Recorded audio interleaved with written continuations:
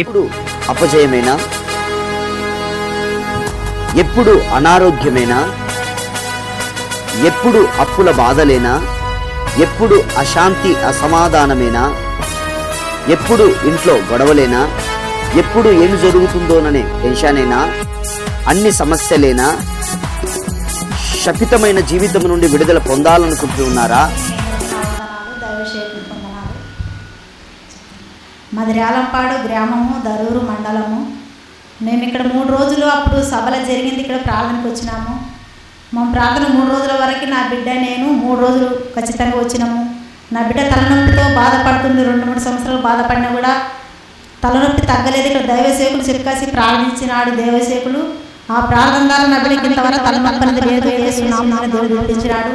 ఆ తలనొప్పి నుంచి లేకుండా అమ్మ నాకు అక్కడ వెళ్ళిన కాంచి నాకు తలనొప్పి లేదమ్మా, దైవసేకులు ప్రార్థన చేసిన కాంచి నాకు ఆరోగ్యం బాగుంది, నాకు తలనొప్పి బాగుంది, నాలోన బలహీనత కూడా ఏం లేదమ్మా అనేది.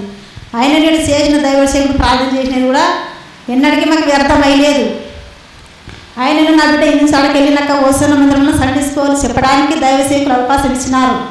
అమ్మ అందరు వేరు నీవు వేరమ్మా, నీవు దేవుని బిడ్డగా వాడబడతావు కాబట్టి నీకు ఇస్తున్న మేము సండే స్కూల్ పిల్లలకి నీవు పిల్లలకి చెప్పాలా, వాక్యం చెప్పాలా, ప్రార్థన నేర్పాలా అన్నీ అని చెప్పినారు. ఆ పాపకి ఇచ్చిన అవకాశం బట్టి దైవసేకులు చేసిన ప్రార్థన కూడా ఆ బిడ్డ పట్ల గొప్ప కార్యాలు చేసి చక్కగా ఆరోగ్యం, బలము, శక్తిని సంపూర్ణంగా ఇచ్చినాడు. ఆయనని సంవత్సరం ఇంటికి పిల్లలు కూడా రాలేదు. సంవత్సరం వస్తున్నాం. ఈ సంవత్సరం అయితే రాకుండా మేము ఊరిలో ఉండి మేము మంచిగా ఉండము. ఈ దేవుడు చేసిన కార్యాలు మా పట్ల గొప్ప కార్యాలు చేసినట్టు దేవుని సన్నిధిలో సాక్ష్యం ఇస్తుంది. ఎన్నేళ్ళ నుంచి ఆ తలనొప్పి ఉండేది? చిన్నప్పటి నుంచి ఉంది సార్. చిన్నప్పటి నుంచి తలనొప్పి అంటుండదు.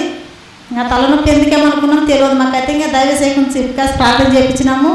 అప్పటి నుంచి నాకు తలనొప్పి లేదు, ఇప్పటికైనా అంటుంది నా బిడ్డ. చిన్నప్పటి నుంచి తలనొప్పి ఉండేది, కానీ ఇక్కడ ఆ విమోచన పండుగలకు వచ్చిన తర్వాత ప్రార్థన చేసుకున్నారు.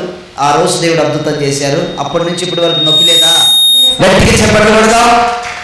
చిన్నప్పటి నుంచి తలనొప్పి ఉండేదట.